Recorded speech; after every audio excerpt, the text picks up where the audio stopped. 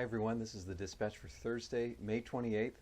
We switched to a new psalm today. It's a portion of Psalm 33. This is a psalm that uses a lot of battle imagery to describe the way that God cares for God's people.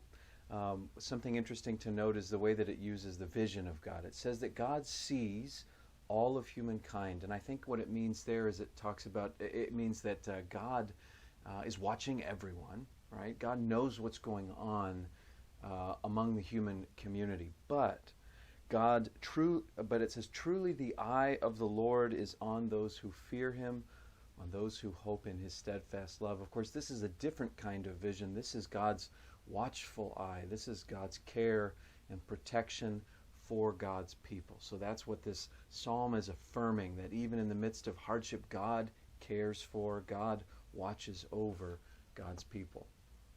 Our Old Testament reading is from the book of Exodus. We're in chapter 19. So we have already left Egypt. We've crossed the Red Sea. We're in the wilderness. And now we've come to the mountain of God, to Mount Sinai.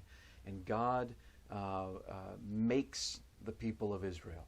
This is when they become God's people. God says that they will be a priestly kingdom and a holy nation. Now, a priestly kingdom means that they will function for the rest of the world as a priest, as an intermediary to God, really as a mechanism for God to bless the rest of the world. So God's goodness, God's love, God's blessing can be communicated to the rest of the world by way of this priestly nation. That is the vocation that they, as God's people, are given. A vocation very much like the vocation of the church, to bear witness to God's kingdom, to share God's goodness and grace with the world. And they're a holy nation. Holy not like they're behaved perfectly. Holy meaning they are set apart. They are unique. They are special.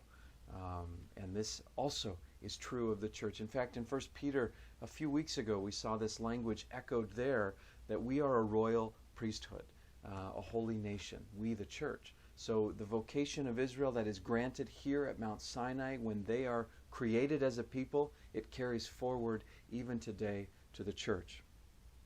And then we are in Acts chapter 2 for our New Testament reading. This is the story of Pentecost, the story of the Holy Spirit being poured out upon the church. The disciples are waiting around. Jesus had told them that power would come down from on high, so they're waiting, and then all of a sudden a wind rushes through and tongues of fire come down, and they start to speak in all different languages.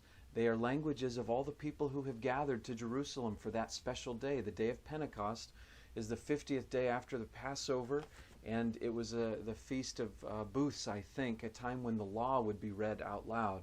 And now here these Christian disciples are speaking in everyone's native languages, telling the good news. This is a highly symbolic moment. It's symbolic of the fact that the gospel, the good news of God, is not just for Israel, is not just for those in Jerusalem. The good news of God is for the whole world. It's for everyone. And the gospel is about to be communicated. It's about to be shared and spread around the world. And it starts there in that moment on Pentecost.